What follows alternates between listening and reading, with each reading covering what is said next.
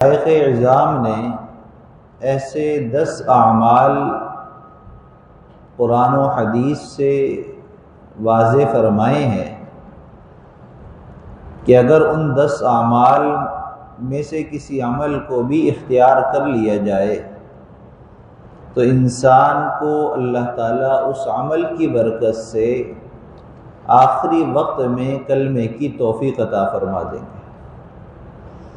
ان میں سب سے پہلا عمل ہے نگاہ کی حفاظت، اور دوسرا عمل ہے مسواک کی پابندی، اور تیسرا عمل ہے شکر ادا کرنا، اور چوتھا عمل ہے صدقہ خیرات اپنی وسعت کے مطابق کرنا، اور پانچواں عمل ہے نیک لوگوں کی صحبت اختیار کرنا، اور چھٹا عمل ہے اللہ تعالیٰ سے اظہار محبت کرنا، اور ساتواں عمل ہے کہ اللہ کے خوف سے گناہ چھوڑ دینا، آٹھواں عمل ہے اذان کا جواب دینا، اور نواں عمل ہے کلمہ توحید کی کثرت کرنا، ورد کرنا، اور 10واں عمل ہے کہ خاتمہ بالایمان اور خاتمہ بالخیر کی دعاؤں کا اہتمام کرنا۔ یہ 10 اعمال ہیں کہ جن کو اگر پابندی سے اختیار کیا جائے تو مشائخ اعظام فرماتے ہیں کہ اللہ کی ذات سے امید ہے کہ اللہ تعالیٰ مرتے وقت کلمہ عطا فرما دیں گے۔ ان میں سے پہلی 4 باتوں پر گزشتہ جمعے تفصیل سے بات ہوئی۔ 5ویں بات اہل اللہ کی صحبت، نیک لوگوں کی صحبت۔ دیکھیے شاعرانہ مزاج میں افراط اور تفریط ہوتا ہے، یعنی کبھی شاعر لوگ کسی بات کو بہت زیادہ بڑا چڑھا کر بیان کرتے ہیں شعر میں، اور کبھی شعراء جو ہیں وہ کسی بات کی بہت تنقیص کر دیتے ہیں، اسی کبھی بیان کرتے ہیں۔ تو بہت کم ایسا ہوتا ہے کہ صحیح شعر کو بیان کیا جائے، ورنہ افراط تفریط بہت ہوتا ہے۔ لیکن جو صوفیاء ہوتے ہیں، جو اہل اللہ ہوتے ہیں، نیک لوگ ہوتے ہیں، ان کے اشعار کے اندر افراط تفریط بہت کم ہوتا ہے۔ مولانا روم رحمۃ اللہ علیہ کی کتاب ہے روم مثنوی، اور بھی آپ کے فارسی کے اشعار ہیں، عربی کے اشعار ہیں، مختلف آپ کی کتابیں ہیں۔ فارسی کی ایک کتاب میں آپ نے ایک شعر لکھا ہے، یک زمانہ صحبت با اولیاء بہتر از 100 سالہ طاعت بیریا۔ اب اس شعر کا معنی ہے کہ ایک گھڑی کسی ولی کی صحبت میں گزار لینا یہ 100 سال بے ریائی عبادت سے افضل ہے، بے ریائی سے عبادت سے افضل ہے۔ شیخ الاسلام حضرت مولانا مفتی محمد تقی عثمانی صاحب کے والد محترم حضرت مولانا محمد شفیع رحمۃ اللہ علیہ، وہ اپنا واقعہ بیان کرتے ہیں کہ میں نے یہ شعر پڑھا تو مجھے اس شعر میں بہت زیادہ اضافہ لگا اس بات کا کہ مولانا روم رحمۃ اللہ علیہ نے یہاں پر کہا بہتر 100 سالہ طاعت بیریا، کہنے لگے 100 سال بے ریائی عبادت تو بہت زمانے کی عبادت ہے، بہت بڑی عبادت ہے، تو اس سے بھی بہتر ایک ولی کی صحبت ایک گھڑی کی کیسے ہو سکتی ہے؟ تو یہ سوال تھا میرے ذہن میں کہ میں کبھی سوال کروں گا۔ تو ایک مرتبہ حضرت تھانوی رحمۃ اللہ علیہ کی خدمت میں حاضر ہوا تو میں نے آپ کے سامنے یہ شعر پیش کیا کہ اس میں بہت یہ 100 سالہ کا لفظ سمجھ میں نہیں آ رہا۔ حضرت تھانوی رحمۃ اللہ علیہ نے اس شعر کو ان کے سامنے پڑھا، فرماتے ہیں آپ نے یوں پڑھا، یک زمانہ صحبت با اولیاء بہتر از 1,00,000 سالہ طاعت بیریا، کہ ایک زمانہ کسی ولی کی صحبت میں گزارنا تو 1,00,000 سال، پہلے تھا 100 سال، تو آپ نے فرمایا 1,00,000 سال بیریا عبادت سے بہتر ہے، افضل ہے۔ تو فرماتے ہیں میں اور حیران ہو گیا۔ تو تھانوی رحمۃ اللہ علیہ نے فرمایا اللہ والوں کی صحبت کو کیا سمجھا ہے آپ نے؟ یہ تو ایک گھڑی کے اندر صدیوں کی عبادت کرا دیتے ہیں، ایک گھڑی کے اندر صدیوں کا سفر طے کرا دیتے ہیں۔ اور فرمایا کہ نبی کریم صلی اللہ علیہ وسلم کا ارشاد ہے جس سے ہمیں اس بات کی توثیق ہوتی ہے، اس بات کی وضاحت اس سے ہو جاتی ہے۔ اللہ کے محبوب صلی اللہ علیہ وسلم نے فرمایا الجلساؤہم لا یشقا جلیسہم، بعض نیک لوگ ایسے ہیں کہ ان کے پاس بیٹھنے والے بھی بدبخت نہیں ہوتے۔ تو اس بات کی وضاحت اس شعر کی آپ نے اس حدیث مبارکہ کے الفاظ سے کی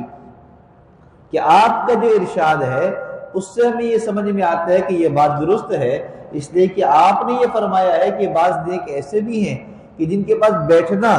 اور بیٹھنا ایک گھڑی ہوا کرتا ہے، تو ایک گھڑی کا بیٹھ جانا ان کو بدبختی سے بچا لے گا۔ وہ بدبخت نہیں ہوگا تو نیک بخت ہوگا، اور نیک بخت کون ہوتا ہے؟ جس کو کلمے کی توفیق مل جائے۔ تو پھر 100 سال تو کوئی عام سی بات ہے، 1,00,000 سال سے بھی بہتر ہے۔ تو اہل اللہ کی صحبت بہت ضروری ہے۔ اسی لیے فرمایا کہ اپنے ارد گرد جو ہمارے پڑوسی ہیں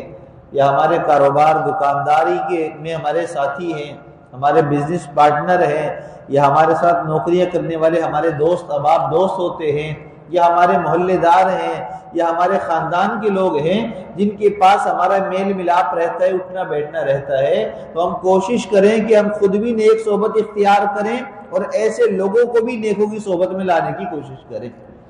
تاکہ ہمارا ہر وقت کا بیٹھنا اٹھنا نیک لوگوں کے ساتھ بن جائے اور ہمارا خاتمہ بالایمان اور خاتمہ بالخیر ہو جائے۔ چھٹی چیز فرمایا اللہ تعالیٰ سے اظہار محبت کرنا،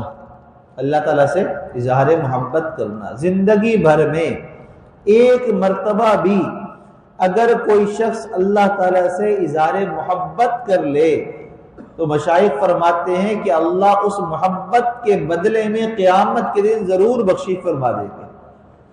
اور بخشش اسی کو ملے گی جس کو اللہ خاتمہ اچھا ہو جائے گا، اس لیے کہ جس کا خاتمہ خراب تو اس کی آخرت بھی خراب ہے۔ جس کو اللہ تعالیٰ نے آخرت میں بخشنا ہوگا اس کو خاتمہ بالخیر ہو جائے گا، خاتمہ اچھا انداز میں اس کا ہو جائے گا۔ اور ساتویں چیز فرمایا خوف خدا سے گناہ کو چھوڑ دینا۔ غور سے سنیے، ایک ہے کسی کے ڈر سے گناہ کو چھوڑنا، اور ایک ہے لوگوں کے ڈر سے لوگ دیکھ نہ لیں، اور ایک ہے کسی کو معلوم نہ ہو جائے، اور ایک ہے سوسائٹی میں بدنامی کے ڈر سے۔ مختلف انداز ہوتے ہیں انسان کی کسی بھی گناہ سے بچنے کے۔ فرمایا کہ یہ سارے ڈر کے ہوتے ہوئے بھی انسان گناہ اس وجہ سے چھوڑ دے کہ اللہ کا مجھے خوف ہے۔ کوئی خوبصورت عورت، کوئی صاحب منصب عورت، کوئی خاندانی عورت جو ہر اعتبار سے اعلیٰ ہو، اور وہ اس انداز میں گناہ کی دعوت دے کہ گناہ کرنا بھی آسان لگ رہا ہو، تو اس کی دعوت پر بھی مرد یوں کہے انی اخاف اللہ، میں اللہ سے ڈرتا ہوں۔ فرمایا کہ یہ اللہ کا ڈر اور خوف کی وجہ سے جو گناہ چھوڑے گا اللہ اس کو کلمے کی توفیق عطا فرما دے گے، اللہ اس کا خاتمہ بالایمان فرما دے گے۔ اسی طرح کوئی مرد جو ہے کسی عورت کو گناہ کی دعوت دے اور وہ اس کو اپنی طرف جو ہے وہ مائل کرے، چاہے وہ باتوں سے کرے، چاہے اپنے عمل سے کرے، کسی بھی طریقے سے مائل کرے، اور گناہ کی طرف مائل کر رہا ہو، تو یاد رکھیے کہ اگر وہ عورت اس کے سامنے آ کر یوں کہہ دے کہ انی اخاف اللہ، میں اللہ سے ڈرتی ہوں، فرمایا کہ اس عورت کو اللہ تعالیٰ خاتمہ بالایمان عطا فرمائیں گے۔ مشہور واقعہ ہے حضرت امام شافعی رحمۃ اللہ علیہ کے زمانے کا، کہ ان کے زمانے میں ایک حاکم وقت کا واقعہ ہوا کہ وہ اچھے موڈ میں تھا، بڑی محبت بھرے انداز میں گفتگو کر رہا تھا، اپنی خوابگاہ میں گیا، بیوی اس سے ناراض تھی دن بھر کسی بات کی وجہ سے، تو جب وہ اس کے پاس جا کر بیٹھا تو وہ بھی ناراضگی کا موڈ بنائے بیٹھی تھی۔ اس نے اس کی طرف توجہ کی تو اس نے توجہ نہ کی، جب یہ زیادہ اس کی طرف آگے بڑھا تو اس نے اس کو دھتکار دیا، غصے میں تھی، ناراض تھی، اپنی محبت کا اظہار ناراضگی کا انداز کیا اس نے، اور اس کو کہہ دیا، جب دیکھا کہ یہ بالکل پیچھے نہیں ہٹ رہا اور یہ بار بار محبت کا اظہار کر رہا ہے، تو سگی بیوی ہے لیکن ناراض ہونے کی وجہ سے کہنے لگی جا جہنمی دفع ہو جا۔ اب یہ زبان سے اس کے نکل گیا، جیسے عورتوں کی عام طور پر عادت ہوتی ہے کہ زبان سے بے تکی الفاظ اور باتیں نکل جایا کرتی ہیں، اس سے یہ منہ سے نکل گیا۔ اب جب یہ بات اس کے منہ سے نکلی اتنی سخت بات، تو اس کا شوہر بھی وقت کا حاکم تھا، مالدار تھا، صاحب منصب تھا، وہ بھی جلال میں آیا، کہنے لگا اگر میں جہنمی تو یہ 3 طلاق، تو یہ 3 طلاق۔ اب غصے میں تھے، سو گئے، جب غصہ کافور ہوا، صبح بیدار ہوئے تو سوچنے لگے یہ کیا ہوا۔ اب وہ عورت کہتی ہے مجھے ہاتھ نہیں لگاؤ، میرے قریب نہ ہو، کہ کیا بات ہے، رات کو آپ نے یوں کہا تھا۔ کہا کہ اگر جہنمی ہو تو 3 طلاق، یہ جملہ کہہ دیا۔ اب یہ تو آخرت میں پتہ چلے گا کہ میں جہنمی ہوں یا نہیں ہوں، لہذا پہلے علماء سے معلوم کرو مسئلہ کیا ہے، اس کے بعد میرے پاس آنا، مجھ سے بات کرنا، ورنہ میں آپ پر حرام ہو چکی ہوں، آپ نے 3 طلاق دے دی مجھے۔ اب معاملہ جو ہے علماء کے پاس گیا۔ دنیا کے اندر انسان جتنا بھی منصب والا ہو جائے، جتنا بھی مالدار ہو جائے، جتنا بھی بڑا آدمی بن جائے، لیکن جب زندگی کے معاملات میں مشکلات پہ پھنستا ہے تو علماء ہی یاد آتے ہیں، اہل اللہ اور مفتیان اعظام ہی یاد آتے ہیں۔ اب وہ حاکم وقت بھی اپنے مسئلے کو لے کر علماء کے پاس گیا، کچھ کو اپنے دربار میں بھی بلایا، لیکن کسی کے پاس کوئی حل نہیں تھا، اس لیے کہ جس نے بھی سنا کہا کہ بھئی ہمیں کیا پتا آپ جہنمی ہو جنتی ہو، ہم کیسے کوئی فیصلہ سنا دیں، ہم کیسے فتویٰ دے دیں، لہذا ہمیں نہیں معلوم آپ کے بارے میں، تو لہذا ہم کوئی فتویٰ نہیں دے سکتے۔ اب وہ بیچارہ پریشان، میاں بیوی دونوں پریشان کہ یہ کیا معاملہ ہوا، کیا الفاظ ہمارے زبان سے نکل گئے، کیا معاملہ ہو گیا کہ ہماری زندگی بیچ میں اٹک گئی۔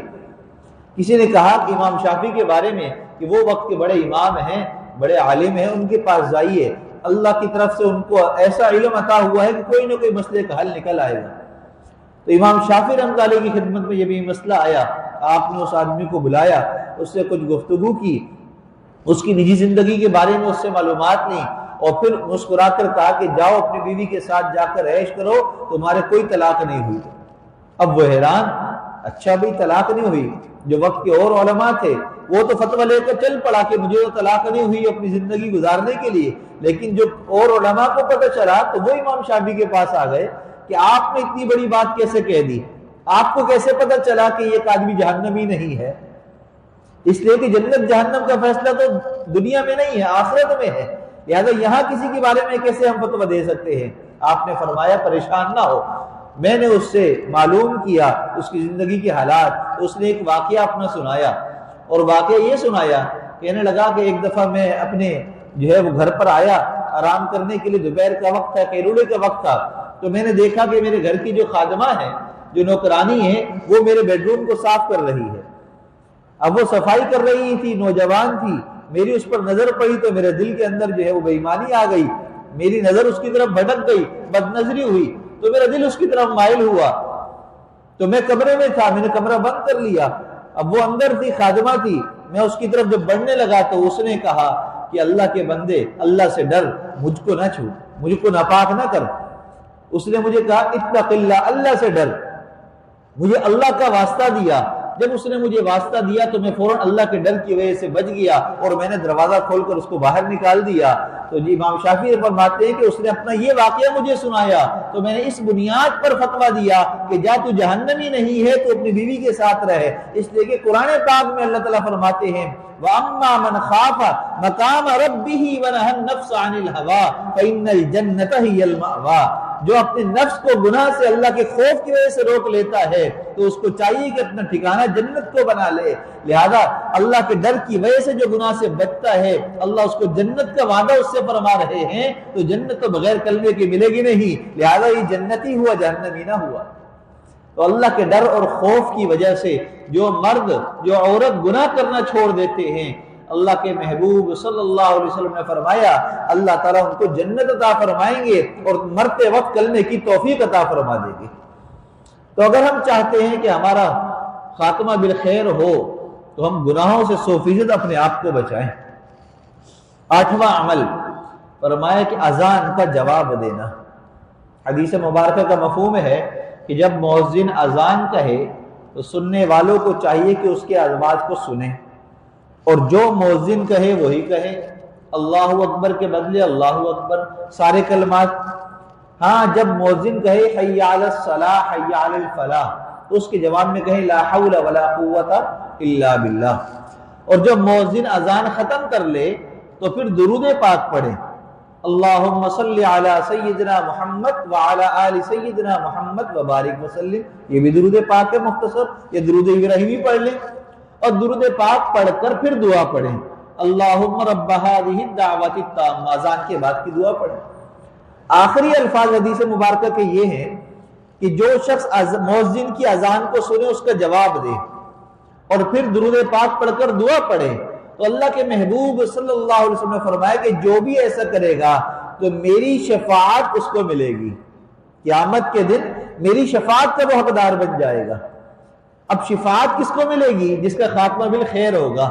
جس کا خاتمہ بالخیر نہیں ہوگا اس کو شفاعت بھی نہیں ملے گی۔ تو اس سے معلوم یہ ہوا کہ جو اذان کا احترام کرے گا، اذان کا جواب دے گا، ادب کرے گا، اللہ اس کا بھی خاتمہ بالخیر فرمائیں گے۔ ملکہ زبیدہ کا واقعہ بڑا معروف ہے کہ اس کے بارے میں آتا ہے کہ جب اس نے ایک بڑا اچھا کام کیا تھا دنیا کے اندر، جب وہ حرمین کی طرف سفر پر گئی حج پر حرم حاضری کے لیے، تو وہاں اس نے دیکھا کہ حاجیوں کو پانی کی بڑی مشقت ہوتی ہے، پانی نہیں تھا، بڑی کمی ہوتی ہے، تو اس نے جو ہے نہر بنوائی، جو آج بھی جو ہے جب حاجی جب حج پر جاتے ہیں میدان عرفات کی طرف اور باقی میقات کی طرف، تو وہاں پر وہ نہر کے نشانات آج بھی موجود ہیں، وہ جگہ آج بھی نہر موجود ہے اپنی جگہ، پانی اب وہاں نہیں ہے لیکن نہر موجود ہے۔ یہ ملکہ زبیدہ نے نہر بنائی تھی اور اس نے پانی جو ہے وہاں سے یہاں تک پہنچایا تھا نہر کے ذریعے حاجیوں کے لیے۔ تو اس کا انتقال ہو گیا، کسی نے خواب میں دیکھا، پوچھا کہ ملکہ زبیدہ سے زبیدہ کیا بنا؟ کہنے لگی کہ میں تو سمجھی تھی کہ میں نے بڑا کام کیا ہے تو میری بخشش ہو جائے گی، لیکن اس کام کا تو اللہ نے کچھ پوچھا ہی نہیں مجھ سے۔ ہاں میری مغفرت تو ہوئی، لیکن کس بات پر ہوئی؟ اللہ کی طرف سے فرشتے نے مجھے بتلایا کہ ایک مرتبہ تم کھانا کھا رہی تھی اور کھانا کھاتے کھاتے اذان ہو گئی، اور جیسے ہی تم نے اذان کو سنا تو لقمہ جو ہاتھ میں تھا تم نے رکھ دیا، نہیں کھایا، اذان کا احترام کیا، اس کے اذان کے کلمات کا جواب دیا۔ اللہ کو تمہارا یہ عمل ایسا پسند آیا کہ تمہارے اس بات پر اللہ تمہارے سارے گناہ معاف کرتے، تمہیں جنت میں داخل فرماتے۔ تو اذان کا احترام کرنا بہت ضروری ہے۔ صحابہ کرام رضوان اللہ علیہ مجمعین اذان کے وقت ان کے چہرے بدل جایا کرتے تھے، کیا مطلب؟ اللہ کا ڈر اور خوف طاری ہو جاتا تھا، اپنے کام کاج کو وہی روک دیا کرتے تھے۔ آج ہمارے بھی کام رکتے ہیں لیکن وقتی طور پر رکتے ہیں، دوبارہ چل پڑتے ہیں۔ ایک وقت تھا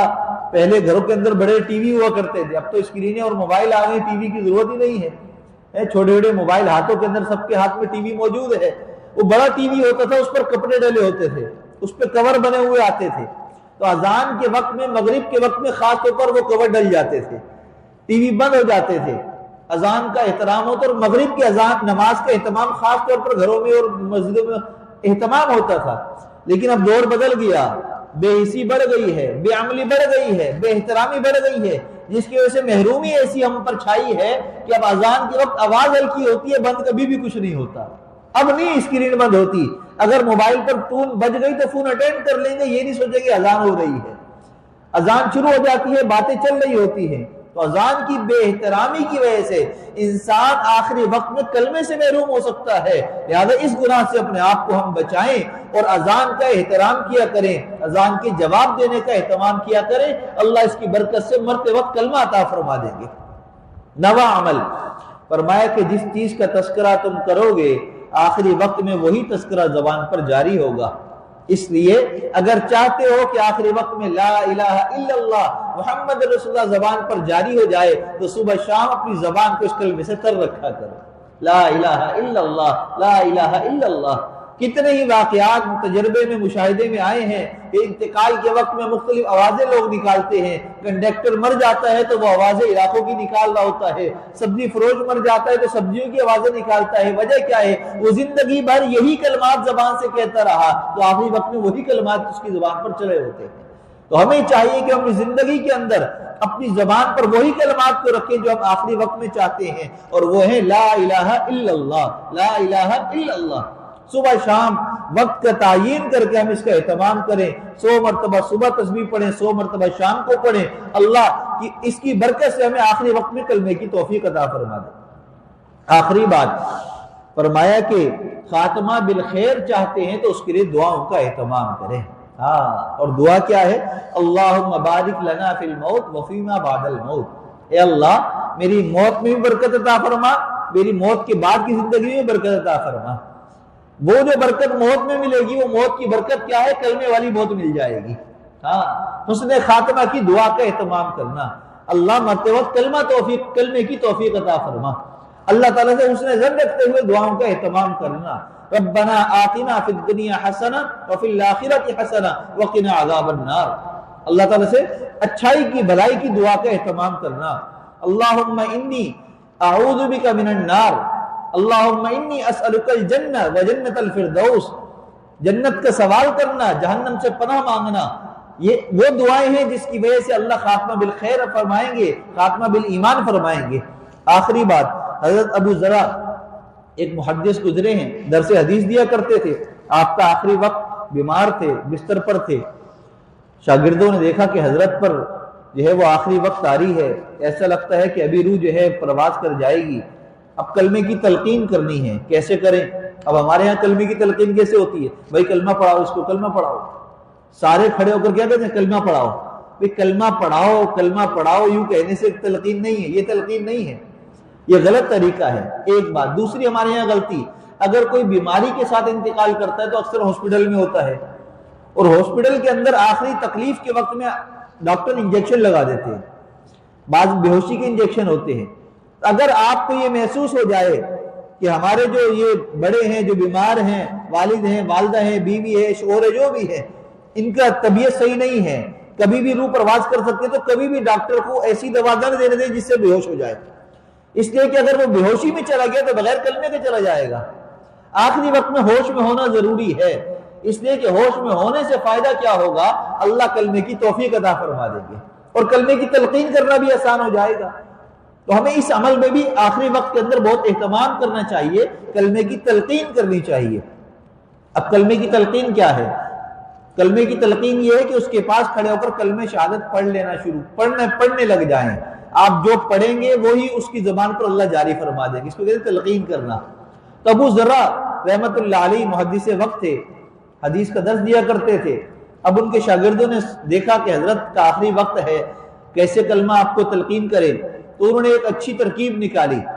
وہ حدیث جس کے اندر یہ موجود ہے کہ وہ شخص جس کا آخری کلمہ لا الہ الا اللہ دخل الجنہ، وہ حدیث پڑھنے شروع کر دی، اس کے سارے راویوں کے نام پڑھا، ان کر کے جو ہے سب کے نام پڑھنے شروع کر دیے کہ یہ روایت فلاں سے فلاں سے فلاں سے، اور نبی کریم صلی اللہ علیہ وسلم نے یوں ارشاد فرمایا۔ جیسے ہی یہاں پر پہنچے تو ابو ذرا رحمت اللہ علیہ جو محدث وقت تھے، ان کی زبان پر جاری ہو لا الہ الا اللہ، اور ان کی روح پرواز کر گئی، جس کا آخری کلمہ ان کا اس طریقے سے ان کی زبان پر ان کے شاگردوں نے جاری فرما دیا۔ تو یہ تلقین کا طریقہ ہے، تو ہم زندگی بھی اچھے طریقے سے گزاریں تاکہ ہمارا خاتمہ بھی اچھے طریقے سے ہو جائے، کیونکہ مشائخ نے فرمایا کما تعیشون تموتون، جیسی زندگی گزارو گے ویسی ہی موت آئے گی۔ اللہ ہم سب کا خاتمہ بالخیر فرمائے اور اچھے اعمال پر استقامت کی توفیق عطا فرمائے۔ وآخر دعوانا الحمدللہ رب العالمین۔